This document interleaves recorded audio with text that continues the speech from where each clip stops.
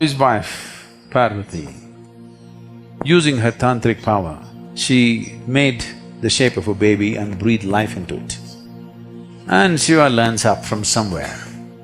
With a flick of his sword, he took off the boy's head. He has to bring this boy back to life. So he looked around, boneless limbs they had, and they spoke in a language which nobody could decipher. Because he got a head which was not human, he was supremely brilliant.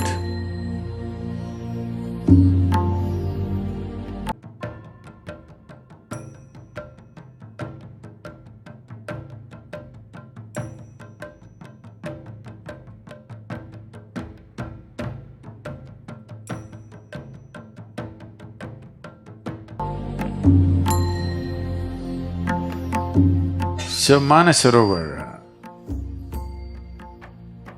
is significant because it is culturally significant because whenever Shiva is a bit of a vagabond householder, he goes away. So his wife, Parvati, instead of staying in Kailash, she comes down here because that's all iced up. She comes down here, at least there's cold water. So she lives here largely.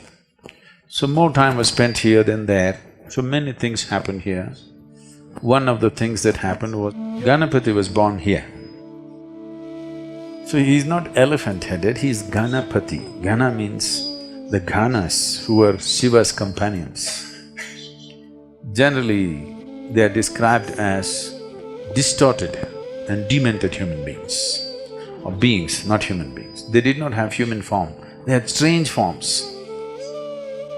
And they had limbs which did not have bones, boneless limbs they had. And they spoke in a language which nobody could decipher. They spoke like cacophony. And they seemed to be always inebriated, or at least they behaved like that. So they were called ganas, and they were the permanent companions of Shiva, all the time with him. Others came and went, but they were always there. So, when one of these outings that Shiva went, he went away 12 years.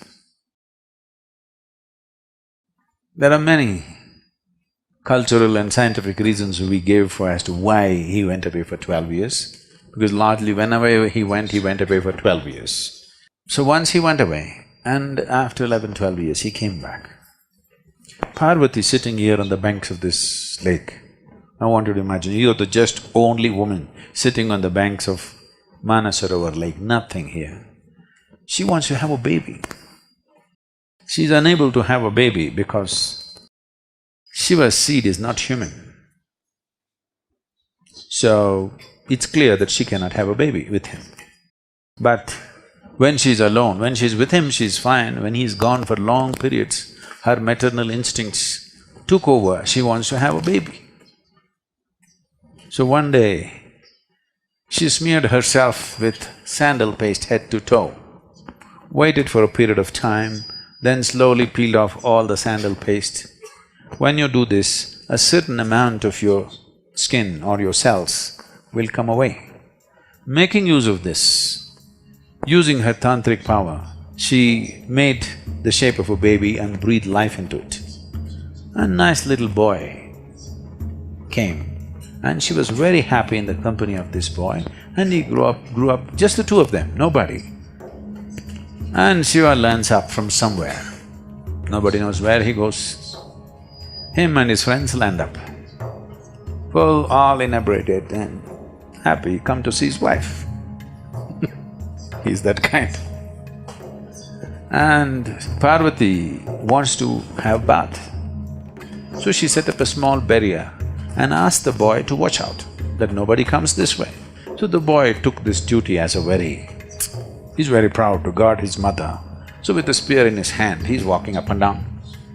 He's looking for trouble. He wants to. Somebody should come now and he must fend them off. He desperately wants to do something for his mother. He's in that state. And Shiva and his friends landed up. So he wants to see his wife, he's coming that way. And the boy stopped him and questioned him, "Who are you?" Shiva thought, "Oh, you asking me who are you?" With a flick of his sword, he took off the boy's head and went to see Parvati. Very happy to see his wife after 12 years. But the wife saw blood on his sword and she screamed. And he got the works.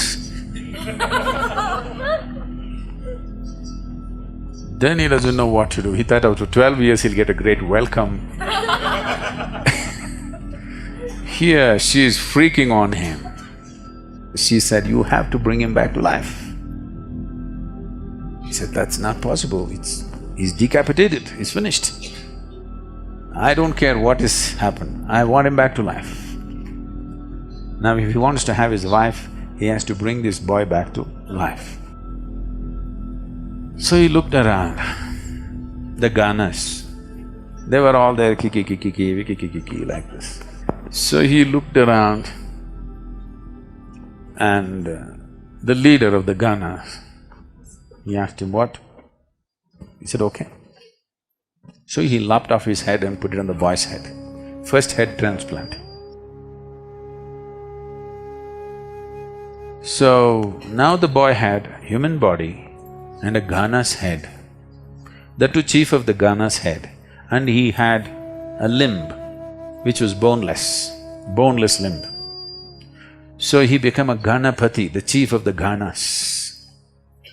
Somewhere down the line, artists from Sivakasi in Tamil Nadu, because they had never seen a gana but the place was full of elephants, a boneless limb means they could not imagine beyond an elephant.